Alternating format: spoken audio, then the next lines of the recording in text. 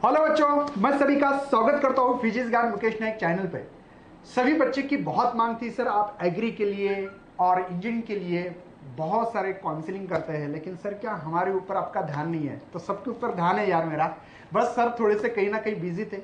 हम लोग आपके लिए यहाँ पे फार्मेसी की डिटेल इंफॉर्मेशन, एक ही वीडियो नहीं है, ऐसे बहुत सारे वीडियोस देंगे ताकि आप लोगों को जो काउंसलिंग के 2000 5000 खर्च करते हैं उसके लिए कोई खर्चा करने की जरूरत नहीं है। फ्री ऑफ काउंसलिंग मिलेगी और वो भी एक्सपर्ट के साथ। अभी एक्सपर्ट सर कौन है, सर कहाँ से आए हैं, तो यार डिटेल में इनका पहले इंट्रोडक्शन दूंगा मैं। तो सर है डॉक्टर संतोष शेळके सर, श्रीनाथ औरंगाबाद में फार्मेसी कॉलेज है जो कि बहुत ही फेमस कॉलेज है, 4 नंबर पे कॉलेज है, तो औरंगाबाद में फेमस कॉलेज है। और उसके साथ में बच्चों सर का इतना सारा अनुभव है, क्योंकि आप लोगों का है ना काउंसलिंग के समय पर गलत चीजें बहुत करने के कारण आपका नंबर नहीं लगता यार। कॉलेज सिलेक्शन में भी बहुत सारे प्रॉब्लम्स होती है, और कैसे एडमिशन लेना चाहिए, क्या नंबर कम होने से भी हमारा नंबर नहीं लगेगा, अगर ऐसे सवाल हो आपके दिमाग में, बहुत सारे सवाल होते हैं, आप लोग स्टूडेंट हो, तो सभी सवाल का जवाब इस वीडियो के माध्यम से आपको मिलने वाला है। और भी कुछ जवाब रहा तो कमेंट डालो, कमेंट डालने से हम लोग इसको एनालिसिस करेंगे, सर के पास भेजेंगे, सर उसके ऊपर एक दोबारा एक अच्छी तरह से एक प्रोफेशनल तरीके से हम लोग वीडियो बनाने की कोशिश करते हैं। तो सर प्लीज स्टूडेंट लोगों को फिलहाल में इस समय पे बहुत सारे कंफ्यूजन है, इस कंफ्यूजन का अगर दूर होते तो बहुत बढ़िया। और फिलहाल में हम लोगों को पता नहीं है स्टूडेंट के पास प्रॉब्लम क्या है, तो हम लोग लाइव सेशन भी रखेंगे। इस टाइम पे हम लोगों ने लाइव सेशन इसलिए नहीं रखा, सर की पहली बारी है, सर को और मुझे इंटरेक्शन करने में थोड़ी सी देर होगी, कोई प्रॉब्लम नहीं, लेकिन हम लोग आपको प्रॉपरली गाइडेंस करने की कोशिश हमेशा करते रहेंगे। तो चलो सर। डेफिनेटली सर, डेफिनेटली मेरे से जो बनता है डेफिनेटली पूरे सवालों के जवाब में देने की कोशिश करूंगा। थोड़े से सर इंग्लिश और हिंदी दोनों में भी yes yes, basically I will go with English and Hindi only, because sir की फैन फॉलोइंग मेरे को पता है कि रीच काफी ज्यादा है, तो rather than Marathi I will go with Hindi and Marathi and English. So Hindi और इंग्लिश बेसिकली ज्यादा रहेगा। तो मैं कोशिश करूंगा कि each and every question that has been address, जो भी क्वेश्चन रहेगा मैं सर के पास अपनी डिटेल्स दे दूंगा बाद में। मेरा ईमेल आईडी है, कॉन्टैक्ट्स है। Regarding pharmacy you can contact any time, कभी भी आप सर को या मेरे को कॉन्टैक्ट कर सकते हैं। सर के चैनल के थ्रू मैं आपको पूरे डिटेल्स दे दूंगा। गुजारिश करूंगा सर, औरंगाबाद के नियर अबाउट 8-10 जिले यहाँ पे connect, yes yes, Buldhana, Washim और मराठवाड़े के 8 जिले, राइट, टोटल 10 जिले कॉन्टैक्ट में है। मैं चाहता हूँ अगर आप औरंगाबाद सर, हर बच्चा यहाँ पे आता है डेफिनेटली एजुकेशन वाइज, यहाँ का एजुकेशन, मैं चाहता हूँ कि सर एक बार आपके कॉलेज को अगर विजिट किया तो बहुत बढ़िया रहेगा। डेफिनेटली पता लगेगा कि यार कैंपस क्या है, सर का ये वहाँ पे इन्वायरमेंट क्या है, कॉलेज में कैसे रहता है। यार मराठी में एक बात बोलूँ मैं आपको की देवळात गेल्याशिवाय देव दिसत नाही असं म्हटलं जातं, तर एकदा म्हणून माझी विनंती आहे माझी पण विजिट करा, सरांना भेटा, सरची टीम सुद्धा तुम्हाला मदत करेल काउंसलिंग मध्ये। मैं ये चाहता हूँ यार आपको है ना फ्री में सब चीजें मिले, क्योंकि अपने मराठवाड़े में तो बहुत सारे बच्चे ने कहीं इकोनॉमिकली वीक कंडीशन होने के कारण काउंसलिंग नहीं लगा पाते, प्रॉपरली कॉलेज सेलेक्ट नहीं कर पाते। तो यार सर के साथ अगर आप लोग कांटेक्ट में रहोगे तो शायद आपका बहुत बड़ा फायदा हो सकता है। सर बेस्ट लक आपको, डेफिनेटली गाइड करो ताकि सभी बच्चे को इसका अपने लाइफ में मतलब अच्छी तरह से प्लेसमेंट मिले आगे चल के भी। और yes definitely definitely sir, PhD हो चुकी है, तो आपका सब अनुभव अगर शेयर करोगे तो और भी मजा आएगा। यस यस, बिफोर स्टार्टिंग मैं सर को धन्यवाद देना चाहूँगा कि सर ने मेरे को अपॉर्चुनिटी दिया टू रीच। मैं कब से प्लेटफॉर्म ढूंढ रहा था कि एटलीस्ट नंबर ऑफ टाइम्स ये होता है कि मैं मेरे बच्चों के लिए रीजन वाइज कि मैं हर कॉलेज में जाके, स्कूलिंग में जाके ये करता हूँ कि उनको करियर गाइडेंस करता हूँ free of cost, all the time it is done by me. और हमेशा ये होता है कि मेरे को जो बच्चे चाहिए लिमिटेड होते हैं। आज सर के माध्यम से I could reach you to the audience, reach to the maximum number of audience, तो इसलिए मैं सर का धन्यवाद देना चाहता हूँ। सो अपना बेसिकली मेरे को जो टास्क दिया गया है वो टास्क है कि sir you please guide regarding the counselling regarding the pharmacy. तो फार्मेसी के ही ऊपर ना बोलते हुए मैं ये चाहूँगा कि अपन थोड़ा सा ब्रॉड उसका पर्सपेक्टिव रखते हैं। पहले हम देखेंगे कि क्या क्या अपॉर्चुनिटीज़ अपने पास अवेलेबल है। सो रादर देन फार्मेसी, हम सिर्फ फार्मेसी के ऊपर ना जाते हुए हम थोड़ा सा ब्रॉडली जाएंगे, then will come to pharmacy. मैं फार्मेसी के बारे में तो बताऊंगा, मेरा एक्सपीरियंस है, I have been working in industry, I have been working in the I have been working in the academics, in the industry, in the R&D for last 17-18 years I have been there. So I will try to give full justice for this interaction. So before moving on, I just want to share that we'll be sharing today 3-4 aspects. First, what if I'm getting less marks? What if I'm getting good marks? What if my scores in CET is this and this? And what if my scores in the NEET is this and this? So before proceeding, we will just go through all the perspectives कि हम कौन से area है जहाँ पे हम because हम कहते हैं नॉर्मली हम ऑल द टाइम कहते हैं कि या सभी पेरेंट्स कहते हैं ये रिलेटिव्स कहते रहते हैं कि ध्यान देना ये टर्निंग पॉइंट है और बेसिकली और actually let me tell you कि हाँ ये टर्निंग पॉइंट है because this is going to decide आपका फ्यूचर कैसा रहेगा कौन से दिशा में जाएगा किस तरीके से आप आगे का जर्नी सर्वाइव करने वाले हैं ये क्रूशियल पीरियड में आपको डिसाइड करना है सो ये डिसाइड करने के लिए मैं आपको वो हेल्प करने आया हूँ कि आपको क्या करना चाहिए कौन से एरिया में जाना चाहिए कौन से कोर्स को आप सिलेक्शन करना चाहिए so there are number of courses basically to see normally हम कंफ्यूज होते हैं 12th होने के बाद में पेरेंट्स के एक्सपेक्टेशंस अलग रहते हैं फिर आपके फ्रेंड्स के एक्सपेक्टेशन रहते हैं खुद के एक्सपेक्टेशंस अलग रहते हैं तो ये टाइम में हमको खुद को एनालिसिस करते आना चाहिए we should analyse our self कि मुझ में क्या potential what is the skill with me what are different skills I am having with me what are different avenues are with me what are the different potentials are with me so let me tell you that unless and until you are not able to analyze yourself हम जब तक खुद को analyze नहीं कर सकते हम खुद का caliber identify नहीं कर सकते हम एक proper course choose नहीं कर सकते so don't get confused so understand your caliber first understand your expertise understand your skills so हर चीज के लिए एक option है only thing is that you need to go in the right directions so will just see one by one अभी normally ये होता है कि अभी हमें कम कभी मार्क्स मिलते हैं जो अच्छे मार्क्स मिले तो एवरीबडी विल गाइड यू अच्छे मार्क्स मिलने के बाद में सबको पता रहता है कि ये करना है वो करना है ये डायरेक्शन में जाना है मैं go for MBBS go for BMS go for medical go for navy अच्छे मार्क्स मिलने के बाद में सबको पता है बट हियर मैं एक in advance I go to tell you that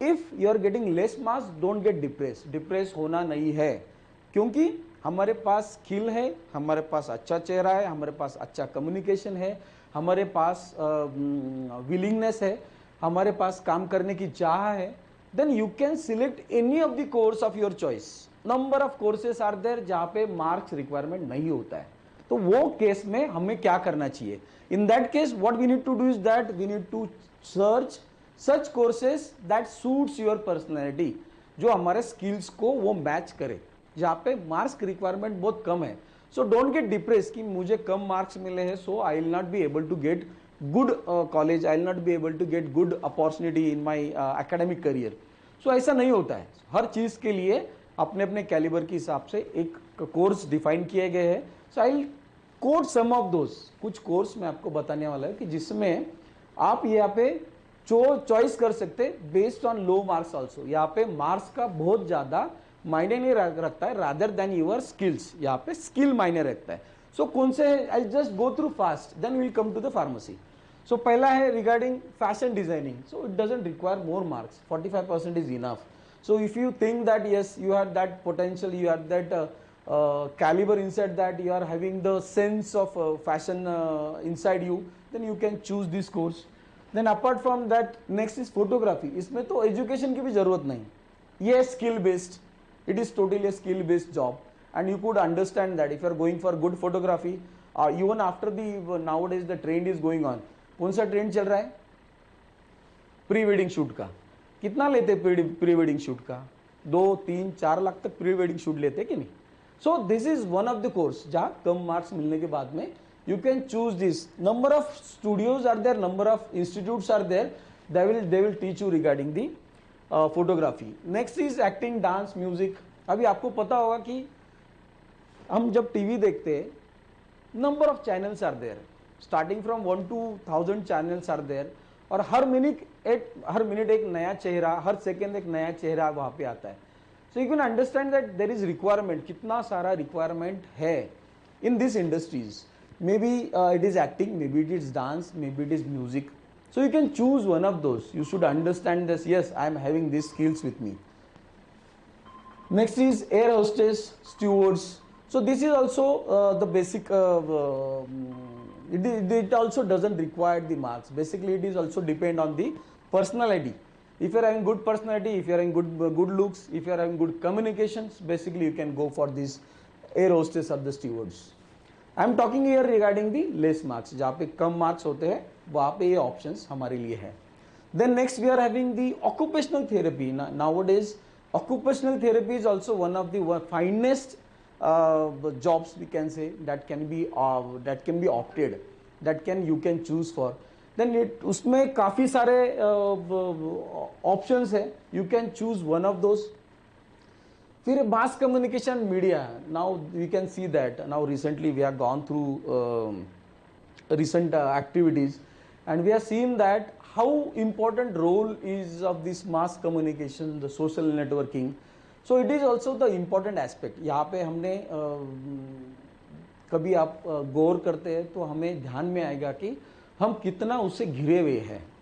We are all surrounded with this social media, with this networking, with this mass media communications. So you can opt this as a career. उसका भी institutions है. ये directly कोई journalism में नहीं आता है, directly कोई नेटवर्किंग में नहीं आता है. सो उसके लिए भी है काफ़ी सारे कोर्सेस है. You can opt one of those. Sports भी एक करियर हो सकता है. सो डोंट थिंक दैट कि नहीं मेरा पूरा लाइफ स्पोर्ट्स में चला गया, 12th में आके मेरे को मार्क्स कम मिले. Doesn't matter. If you are good in sports, yes, go for it. Go for the sports. Definitely it can be a career. So never underestimate any of your potential. Sports में है तो definitely go for the sports. Technical careers. Now let me tell you that technical career, it is one of the most required personals that are required in the industry. Not only industry, हर चीज़ में technicians लगते हैं. और unfortunately we are not having technicians available with us. हमारे पास technician ही नहीं है. हमारे पास plumber की कमी है, हमारे पास इलेक्ट्रिशियन की कमी है, हमारे पास डीजल मैकेनिक की कमी है, हमारे पास मैकेनिक्स की कमी है, कंप्यूटर ऑपरेटर की कमी है. So many things are there which we are lacking for. So हमें क्या करना है कि different courses are there of where you can expose yourself और वेयर यू कैन ऑप्ट. क्योंकि मेरे को पता है कि आज के डेट में यदि ये कोर्सेस हम करते हैं, basic, these are very basic courses for 2 years 3 years. Diploma courses are there based on the 12th, कि जहाँ पे हम वेल्डिंग का कोर्स करते हैं, जहाँ पे प्लम्बिंग का कोर्स करते हैं, definitely assurity is there that there will be the job.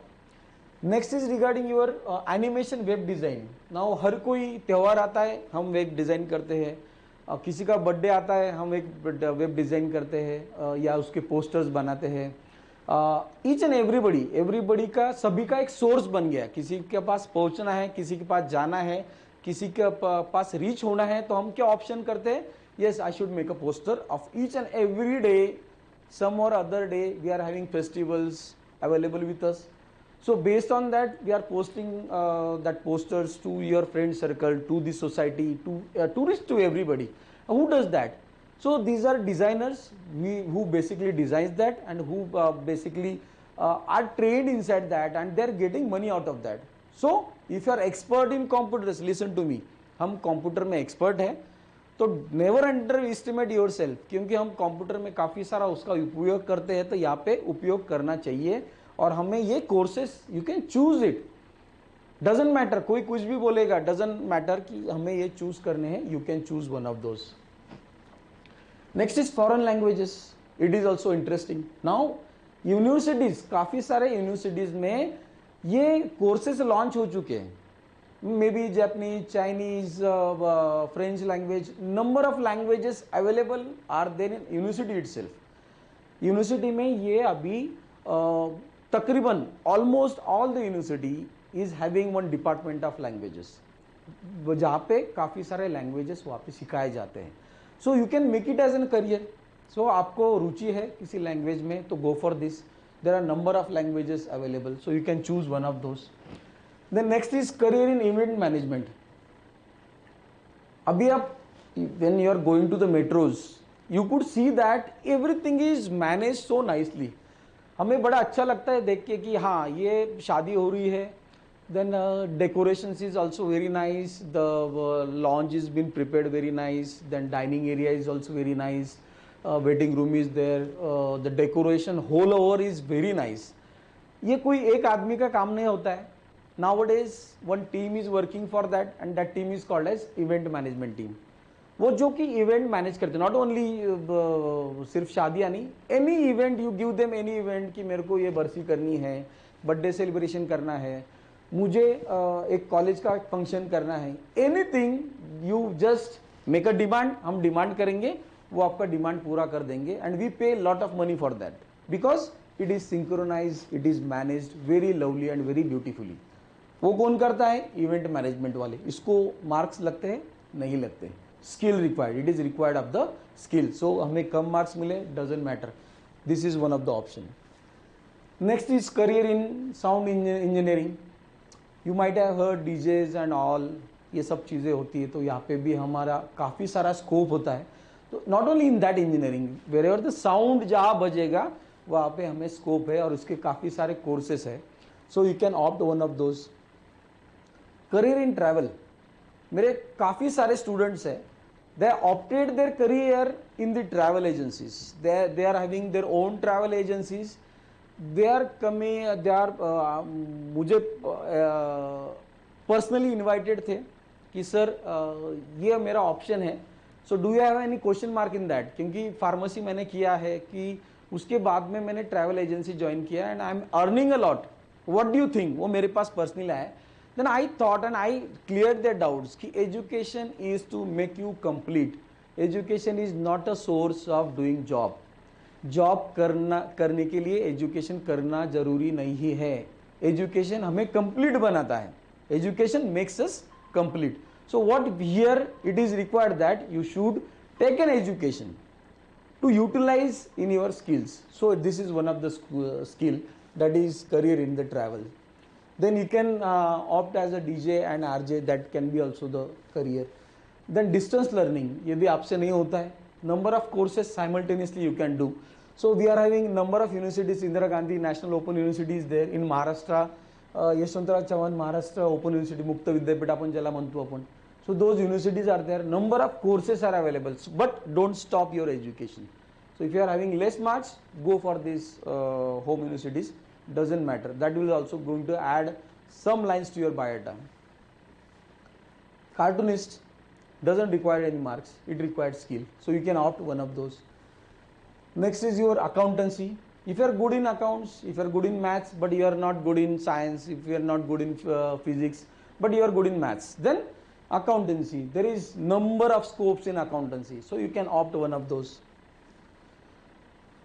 Now students those who have scored good marks, अभी अच्छे मार्क्स मिलने के बाद में तो हमें काफ़ी सारे ऑप्शंस है. तो इसीलिए मैंने कि ये पहले क्लियर किया कि यदि हमें कम मार्क्स है तो हमें क्या करना चाहिए. Now this will come to that. If I am having good marks, what are the options. अभी मैं सिर्फ रीड करूंगा क्योंकि you people are aware of that, आपको ये सब पता है. तो अब हम ये होने के बाद में then will concentrate on pharmacy. तो क्या क्या ऑप्शंस है? कंप्यूटर एंड आईटी है, बायोटेक्नोलॉजी है, बायोकेमिस्ट्री है, बायो इन्फॉर्मेटिक्स है, न्यूट्रिशन एंड डाइटिशियंस है. Then geology is one of the important aspects that you can choose as an career. Geography earth science है जो हमें कभी सुना ही नहीं देता बट इट इज़ हैविंग, इसमें भी काफ़ी सारे ऑप्शंस है, you can choose one of those. Planar mathematics है, ये नया कंसेप्ट है planar mathematics, it is required now. एक सेक्शंस होता है अलग जो मल्टीनेशनल कंपनीज होता है जिसमें स्टैटिस्टिक्स और प्लानर मैथमेटिक्स के अलग सेक्शंस होते हैं. देन एक्चुअल साइंस स्टैटिस्टिक्स होता है. Then chemistry is there, physics is there, life science, plant sciences, horticulture is there, agriculture is there, environmental sciences, fisheries is also there, forestry is there, food technology is there. Then you can say forensic science, food processing and dairy and poultry farming. So these are the options if you are having the good marks or if you are having that skills that you can work in this and this areas. So these are the options. If you are opting for yes मुझे medical में ही जाना है, you all are aware with the medical field, हमें medical के बारे में सबको पता है, but these are still I am having some of the options for you. You can opt for based on your need score. You can opt for MBBS, BA, BUMS, BHMS, BMS, BNYS.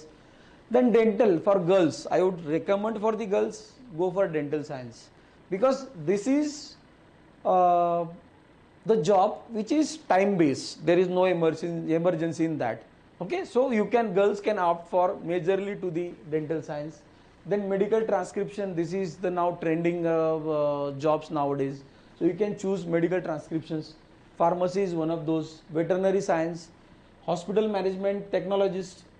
Number of you, if you have seen that when you are going for MRI, when you are going MRI, sorry, when you are going for CT scan, when you are going for X-ray, कोई तो भी आता है, doctor never comes and take an x ray.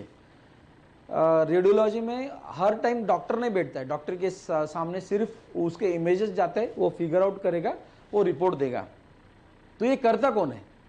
तो ये करते technicians करते हैं. तो उसके सारे इसके लिए बहुत सारे कोर्सेस है where you can opt this and you can act as an operator for that. Radiologist जिसको हम बोलेंगे, then speech therapist we can say, then audiologist, physical occupationalist.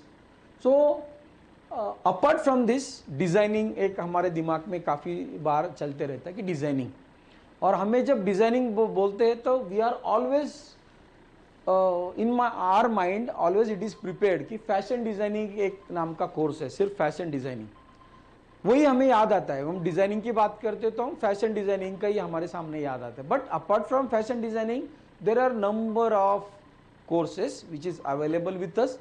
So based on that we need to understand that कि designing क्या होता है. Designing means what, ये सब कारागिरी जिसको बोलते हैं, जो it is again a skill based job, skill based activity. So you should identify yourself, you should identify your core कि हमें मुझे किस चीज़ में रुचि है. हमें डिज़ाइनिंग, फैशन डिज़ाइनिंग हमें जानते हैं, लेकिन कारागिरी जब हम ऑर्नामेंट्स लेते हैं, so for each every gram they are paying extra because of the jewellery designing they have made for that, and it required so much of skill. So that is also based on the course. Then textile designing is there, then jewellery designing, accessory designing, fine arts and visual and performing arts, interior designing. अभी ऐसा कोई मेरे ख्याल से अभी नया जब घर बनाता है, they won't go without designing. So interior designing के अलग अलग कोर्स होते हैं, you can opt for that. Then advertising, public relationship. Then for if you are more over to the commerce, नहीं साइंस नहीं है, मेरा कॉमर्स में अच्छा दिमाग चलता है, तो go for that. So what we are in chartered accountancy, company secretary, cost accountancy, finance accountancy, banking, investment, analysis, stock brokers. So these are the options. Apart from that, what are those other career options? Defense services are there, library information is there, science management administration is there, foreign languages is there, law, teaching, social work, physical education and photography, aviation. So apart from that, we are having this much of options. जब हम professional career की बात करते हैं तो services में हम जब जाते हैं, so these are the options for these services.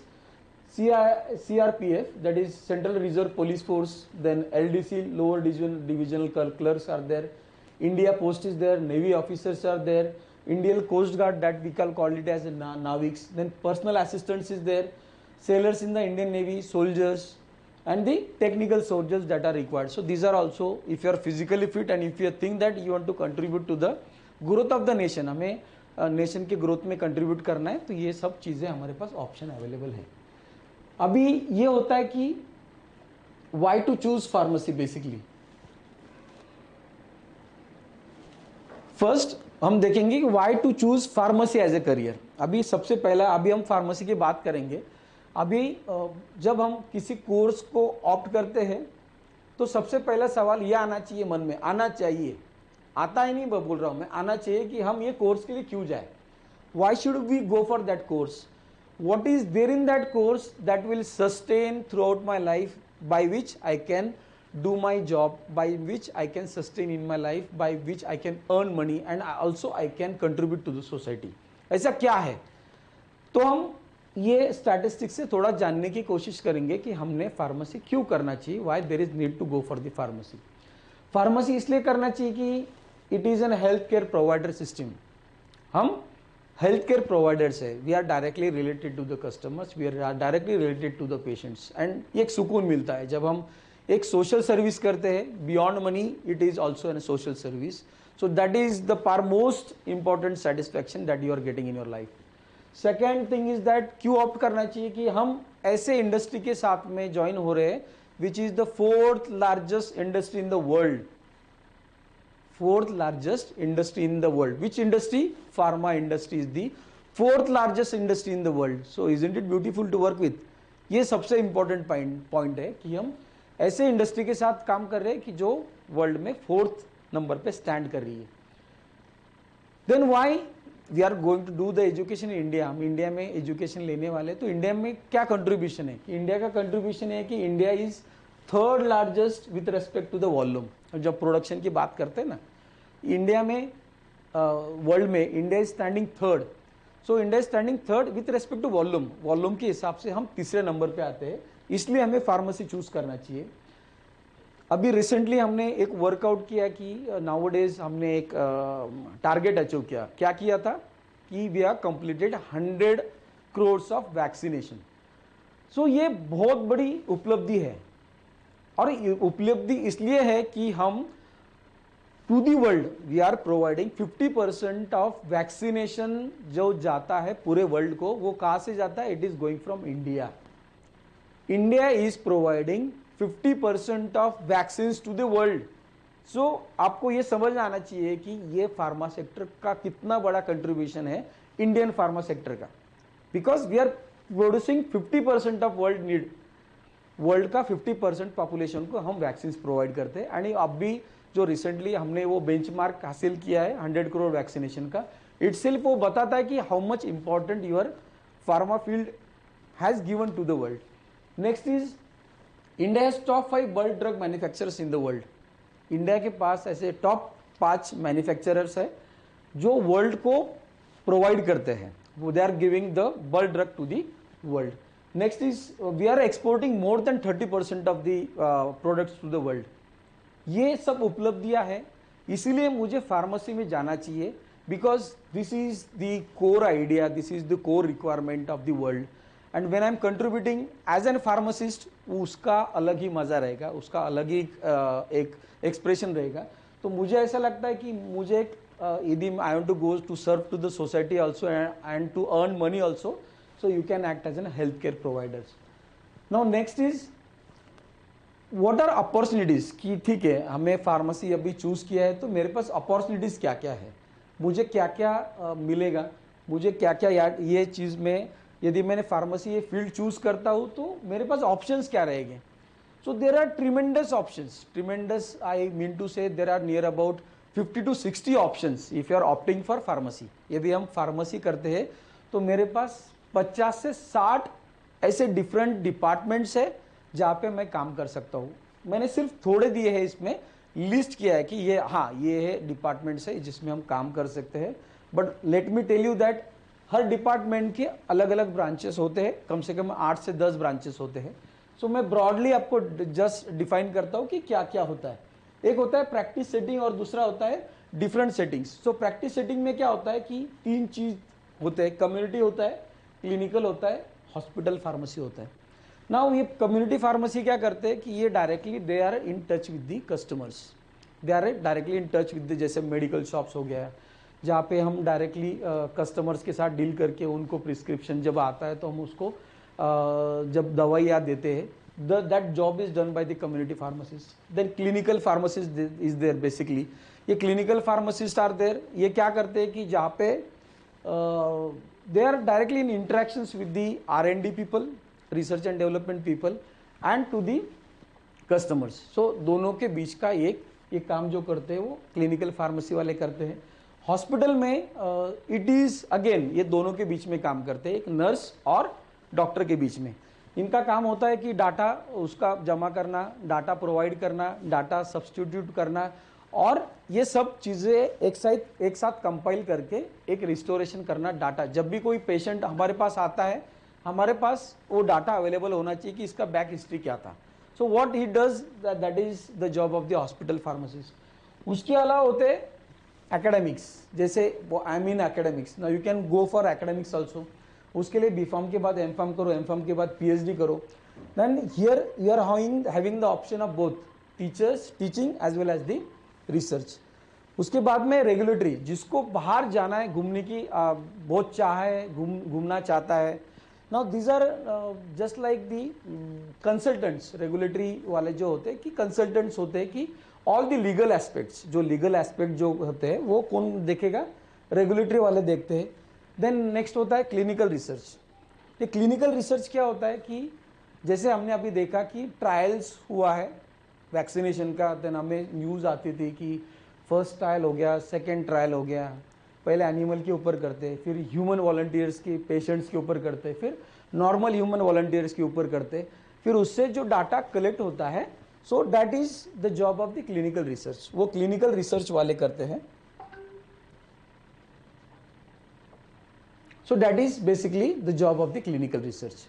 उसके अलावा मेजर सेक्टर जो है फार्मा का, दैट इज इंडस्ट्री। सबसे मेजर जो सेक्टर रहेगा वो इंडस्ट्री का रहेगा। तो उसमें अलग अलग सेक्शन है। अभी मैंने सिर्फ यहाँ पे क्या कोट किया, this is only the production. अभी प्रोडक्शन के अंदर कम से कम 20 डिपार्टमेंट आते हैं, अलग अलग। ग्रैनुलेशन डिपार्टमेंट अलग आएगा, कॉम्प्रेशन डिपार्टमेंट अलग आएगा, कोटिंग डिपार्टमेंट अलग आएगा, कंपाउंडिंग डिपार्टमेंट अलग आएगा, स्टोर अलग आएगा। So each and every department is separate. सिर्फ मैंने यहाँ पे एक प्रोडक्शन डिपार्टमेंट दिया है। सो आपको ये समझ में आना चाहिए कि यहाँ पे कितनी ज़्यादा रिक्वायरमेंट यहाँ पे है। Next is R&D, research and development, कौन करेगा? इट इज़ वेरी अनफॉर्चुनेट, मैं अनफॉर्चुनेट इसलिए कह रहा हूँ कि जो बहुत ज़्यादा होशियार बच्चे होते हैं, they are opting for only for medical, और जहाँ पे बहुत ज़्यादा रिक्वायरमेंट है, that is requirement in the pharma sector. Because अभी आपको समझ में आया होगा कि इम्पोर्टेंस इसलिए ज़्यादा है कि these are the people who has made it survived. Survive हम किस लिए हो पाए? ताकि हमारे पास आज कम से कम 6 से 7 ऐसे वैक्सीन अवेलेबल है जो लेके हम उसको मुकाबला, जो वैक्सीन नाम के, सॉरी, कोरोना नाम की जो बीमारी आई है इसमें, तो हम उसको डिफेंड कर सके। अभी ये किसने किया है? This all things has combinedly done by the pharmacist. वहाँ पे जो रिसर्च R&D जिसने किया है। तो मेरा ये अपील रहेगा सबसे कि यदि हमें अच्छे मार्क्स से, just don't go for the medical. ये भी बहुत ज़्यादा, इसलिए आपका एम पैसा ही है तो इसमें बहुत ज़्यादा मिलेगा। Package will start from 10 to 20 lakhs, that is be starting, that will be getting if you are going for R&D and if you are having good calibre. ऐसे कॉलेजेस है कि जैसे बॉम्बे कॉलेज ऑफ फार्मेसी हो गया, NIPER हो गए, जहाँ के बच्चे they will start their job eight 20 lakhs per annum से, वहाँ पर उनका जॉब, उसके सिवा जाते नहीं वो, बिकॉज उनका कैलिबर उतना होता है। सो इसीलिए मैं अपील करूंगा कि जो बहुत ज़्यादा ब्राइट है, they are good in science, please opt for the pharmacy. Pharmacy में जाने के लिए, R&D में जाने के लिए आपकी बहुत ज़्यादा ज़रूरत है, सो गो फॉर R&D। उसके बाद फॉर्मुलेशन है R&D में, बल्क ड्रग्स है, जो नए नए ड्रग्स मार्केट में आते हैं। It is not a one day work. एक मॉलिक्यूल मार्केट में आने के लिए 15 से 20 साल लगते हैं। जो आज हम पैरासीटामॉल सुनते हैं, एसिक्लोफेनाक सुनते हैं, आइबुप्रोफेन सुनते हैं, ये एक ड्रग हो गया, एक मॉलिक्यूल है। इसको मार्केट में आने के लिए कम से कम 15 से 20 साल लगते हैं। So that much efforts the pharmacist are taking, that much efforts the personnels are taking. So this is formulation. Then bulk drug, उसका ही एक डिपार्टमेंट अलग होते हैं, quality assurance, quality control, packaging, sales and marketing and regulatory. So these are very few options है given when you are opting for pharmacy। इसीलिए हमें pharmacy के लिए जाना चाहिए। नेक्स्ट इज, अभी हम आते हैं कि हाँ सर, आप भी फार्मेसी में इंटरेस्टेड है, तो फार्मेसी का स्कीम कैसे होता है, फार्मेसी का सीट डिस्ट्रीब्यूशन कैसे होता है। So I will tell you the regarding the seat distribution. Normally seat distribution होता है, हर कॉलेज का एक इनटेक कैपेसिटी होता है 100 का। फार्मेसी में इनटेक कैपेसिटी होता है 100 सीट्स का। वो 100 सीट्स को डिवाइड किया जाता है। पहला होता है कैप थ्रू द प्रोसेस, वो 80% सीट्स रहते हैं, that means 80 seats are allotted through the CAP. Second होता है एक इंस्टीट्यूट लेवल का एक कोटा होता है, यदि उनको चाहिए तो वो ले सकते हैं, दैट इज इंस्टीट्यूट लेवल और मैनेजमेंट कोटा, दैट इज 20%। तीसरा होता है EWS, दैट इज अभी सेंट्रल गवर्नमेंट में एक एजुकेशन रेगुलेशन जो रिवाइज हुआ है, उसमें एक EWS, इकोनॉमिकल वीकर सेक्शन के बच्चों के लिए एक 10% एडिशन दिया है। इसमें 10 बच्चे और ऐड हो जाते हैं। अगेन फिर स्टेट गवर्नमेंट में उसमें भी एक अमेंडमेंट किया है कि जो गरीब बच्चे होते जो अफोर्ड नहीं कर सकते लेकिन बहुत ज़्यादा होशियार है उनके लिए एक TFWS नाम का स्कीम दिया है, that is tuition fee waiver scheme. जो ट्यूशन फी होता है दैट इज ऑलमोस्ट 90%। सो जैसे मेरे पास फीस है 85,000, तो ये बच्चों को सिर्फ 8,500 रुपीज़ भरना पड़ेगा, rest he don't have to pay because it is coming under that particular scheme. और लास्ट ये टोटल सबका मिलाया जाए, यदि हम बोलते हैं 100 सीट्स, लेकिन अवेलेबल सीट्स कितना होता है 115 सीट्स। अभी हम देखेंगे कि क्या क्या क्राइटेरिया है admission. Yes sir, we are convinced अभी हमें एडमिशन लेना है, तो एडमिशन लेने का क्राइटेरिया क्या क्या है हम क्राइटेरिया देखते हैं। Student must have pass 12th with physics, chemistry, mathematics and biology. ये खूबी है फार्मेसी की। यदि आप मैथ्स लेते हैं डजेंट मैटर, यदि आप सिर्फ बायोलॉजी लेते हैं डजेंट मैटर, हमें आइदर चूज करना है। मेरे पास फिजिक्स है तो मैथ्स है तो मैं फार्मेसी के लिए जा सकता हूँ, बायोलॉजी भी है तो भी मैं फार्मेसी के लिए जा सकता हूँ। मैंने CET दिया है, सिर्फ CET दिया है, still I can go for pharmacy. मैंने सिर्फ नीट दिया है, फिर भी मैं फार्मेसी के लिए जा सकता हूँ। सो बहुत सारे ऑप्शंस है। यदि एक दरवाजा बंद अपने लिए बंद होता है तो 10 दरवाजे ये थ्रू फार्मेसी अपने लिए खुल जाते हैं। Then students have to secure minimum of 45% marks in the qualifying examination in the PCB और PCM ग्रुप। अब ये 45% क्या होते हैं, फिजिक्स, केमिस्ट्री, बायोलॉजी मिला के हमें 135 मार्क्स चाहिए, या फिजिक्स, केमिस्ट्री, मैथ्स मिला के 135 मार्क्स चाहिए। और कैटेगरी के लिए हम 5% रिलैक्सेशन है रिजर्वेशन की वजह से, तो उनको चाहिए 120 मार्क्स एंड ओपन कैटेगरी ले 135 मार्क्स, तो ही हमें एडमिशन मिलेगा। बट सर इस साल चेंजेस होने के चांसेस है, मतलब पता नहीं आपको एडमिशन मिला नहीं इस साल का। नहीं सर, नहीं, अभी तक तो चेंजेस होने का कोई असर नहीं है। हाँ, ये जो रेगुलेशन हुआ है ये लास्ट ईयर से चेंज हुआ है, उसके पहले ये 50% था, ये 50 एंड 45। अभी रिसेंटली ये ऐसा हुआ है कि it is 45 and 40%। Basically it was for engineering, but उन्होंने दोनों के लिए लागू किया है। And the same rule is for engineering also, जो इंजीनियरिंग जाना चाहते हैं उनके लिए भी ये सेम रूल है। दूसरा है कि must have qualified CET either. अभी यहाँ पे आइदर पकड़ा जाएगा, यदि आपका PCM परसेंटाइल ज़्यादा है तो वो कैलकुलेशन में आएगा, यदि PCB का परसेंटाइल ज़्यादा है तो वो कैलकुलेशन में आएगा। सो बेनिफिट है, जिसमें भी हमारा परसेंटाइल ज़्यादा है तो वो ही आपको सिलेक्शन बेसिस पे होगा। एंड और नीट, यदि आपका ऐसा लगता है कि yes I have targeted for MBBS पर नहीं जा पाया मैं, तो second option yes I can go for pharmacy, तो आपके लिए ये ऑप्शन है, you can go through NEET also. Last one is candidate must be an Indian national, वो तो बेसिक रिक्वायरमेंट है कि one should be an Indian national. Now what is requirement not only for Maharashtra, this was for Maharashtra students, now requirement for all India students, उनका requirement क्या क्या होता है। The candidates having an Indian nationality are eligible under this category। Indian national का एक अपने पास certificate होना चाहिए। फिर माइनॉरिटी कैंडिडेट के लिए क्या होना चाहिए, the Maharashtrian domicile candidate belonging to as a particular linguistic और रिलीजियस माइनॉरिटी। ये कौन कौन आते हैं इसमें, जैन आएंगे, पारसी आएंगे, मुस्लिम्स आएंगे। They will be getting the scholarship of 25,000। इनको यदि मैनेजमेंट में भी एडमिशन मिलता है तो भी ये माइनॉरिटी के बच्चों को 25,000 हर साल एक एडिशनल वहाँ पे स्कॉलरशिप मिलेगा। यदि वो माइनॉरिटी मैनेजमेंट के सीट कोटा में से भी लेते हैं तो भी उनको 25,000 मिलेगा। So those are coming in the minority candidature. Next is NRI candidates. So उनका भी यही रिक्वायरमेंट है कि they should have passed with physics, chemistry and biology and they should have done equivalent certificate with them. फिर दूसरा है foreign students और OCI और PIO कैंडिडेट्स, उनका भी सेम है as per the act of the overseas of citizens of Indian candidates as defined as under the clause S of the section 2 and the persons of Indian origin, वो Indian origin से होनी चाहिए, वो भी pharmacy के लिए admission ले सकते हैं। And finally they should have at least appear for NEET. यहाँ पे CET नहीं चलेगा। एक बंदा है वो इज फ्रॉम कर्नाटका है, उसने वहाँ का CET दिया है, he can not claim in Maharashtra कि मेरे को महाराष्ट्र में CET के बेस पे एडमिशन चाहिए, वो नहीं होगा। इसीलिए उसको नीट देना जरूरी है। यदि उसको फार्मेसी में एडमिशन लेना है तो he has to give the NEET.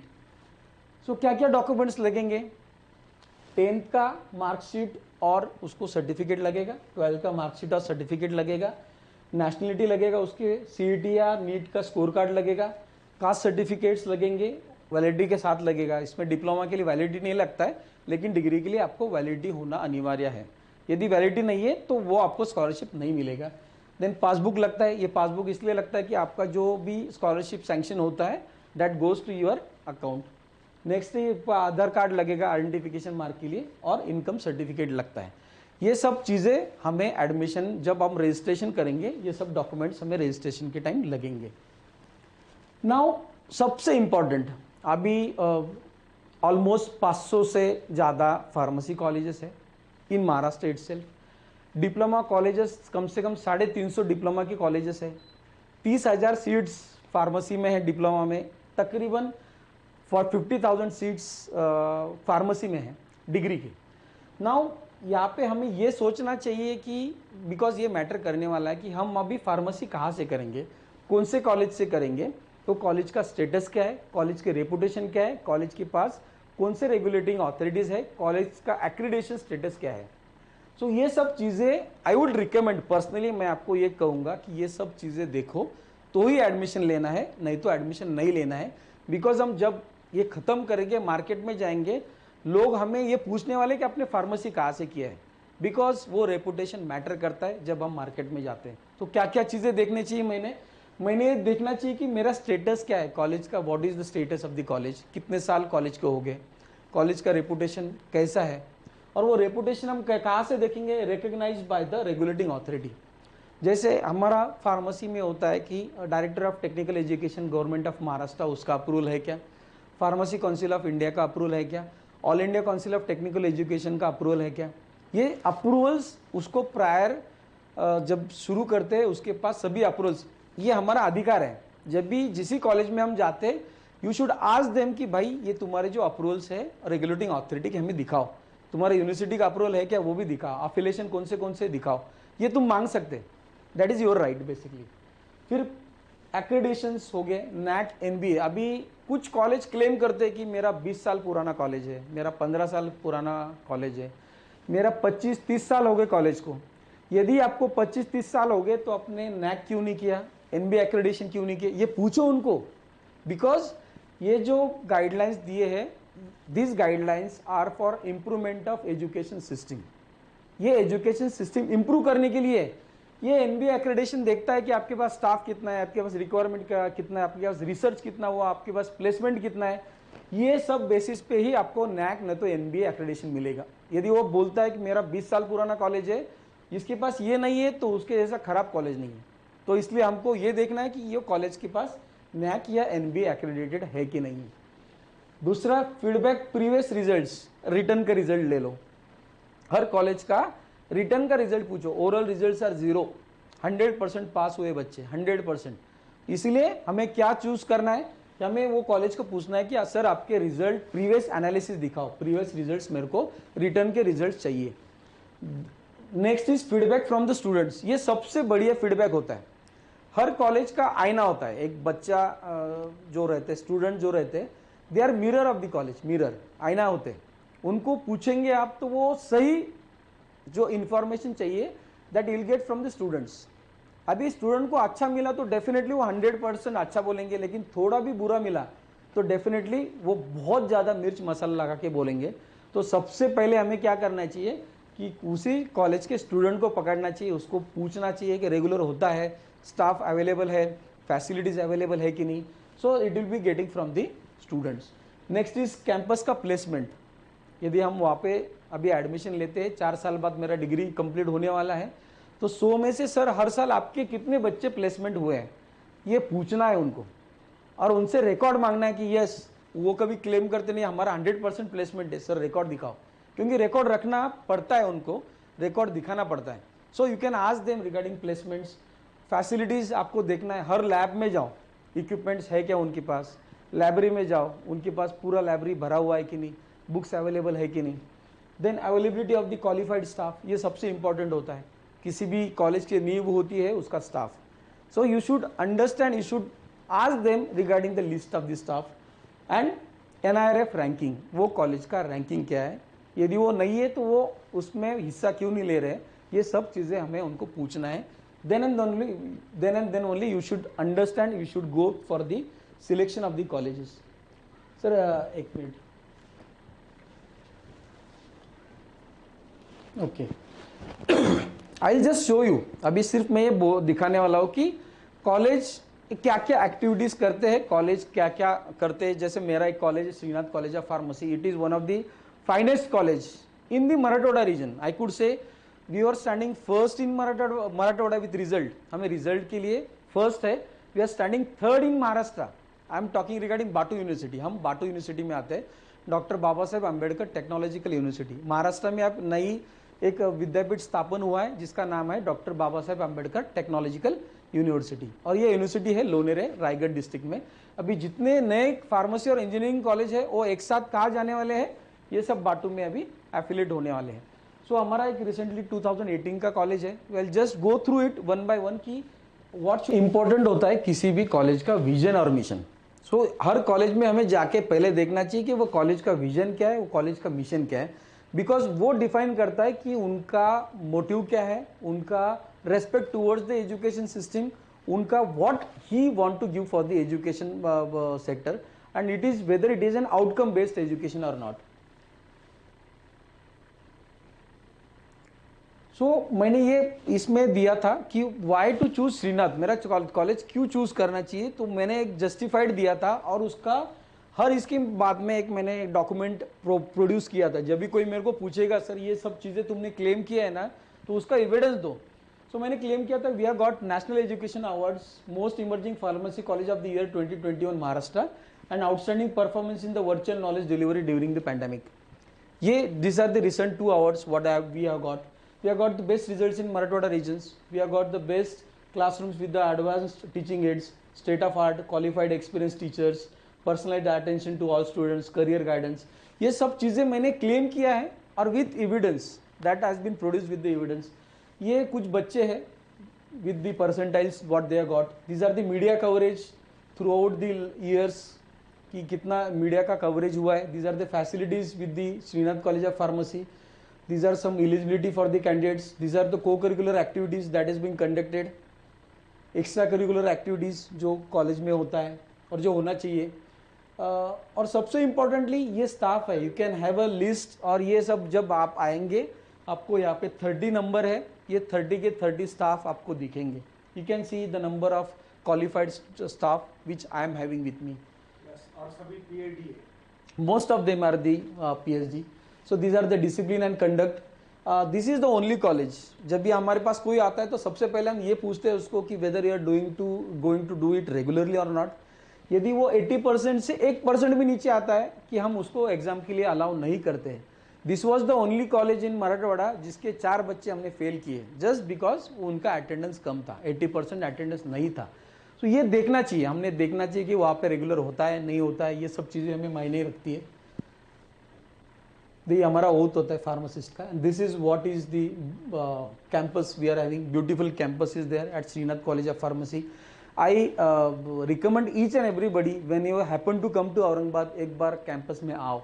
मैं ये नहीं कहूँगा आपको एडमिशन लेना है, लेकिन कैंपस कैसा होना चाहिए, प्लेसमेंट कैसा होता है, एक आर्टिकुलस होलिस्टिक कल्चर क्या होता है एजुकेशन का, एक बार श्रीनाथ कॉलेज ऑफ फार्मेसी आओ, आपको डेफिनेटली मज़ा आएगा कि yes I have happen to visit to such a beautiful campus, और ये आइडियल कैंपस है, यहाँ पे मेरे को एजुकेशन लेना, ये फीलिंग आपको एंड में जरूर आएगी। होप सो आपको मैंने हर क्वेश्चन का एक एड्रेस किया है। यदि आपको ऐसा लगता है कि ये सर ये क्वेश्चन मेरा रह गया है, पर्सनली आप सर से कांटेक्ट कर सकते हैं। आप may be bottom of this you will be getting my details, और सर के डिटेल्स नीचे रहेंगे। आपको पर्सनली कुछ लगता है तो यूट्यूब बॉक्स के जो मैसेज बॉक्स है वो आपके क्वेश्चंस ड्रॉप करो, आपको each and every questions will be answered separately. ये हमारा वादा है, और जो सर की कोशिश है कि जो डिप्राइव्ड स्टूडेंट्स है, जो लोकल एरिया के स्टूडेंट्स है जिनके पास ये नहीं जाता है और जिनको काफ़ी सारा पे करना पड़ता है, सो मैं सर को दिल से ये धन्यवाद देना चाहता हूँ कि ये बहुत अच्छा इनिशिएटिव उन्होंने लिया है कि वो हर चीज़ मुफ्त में आप तक पहुँचाते हैं। So thank you sir, thank you for everything making it happen, और सबको इतना अच्छा प्लेटफॉर्म देने के लिए। Anything if you want from me, do happen to come to Aurangabad any time. Thank you for very much for patient listening. Thank you.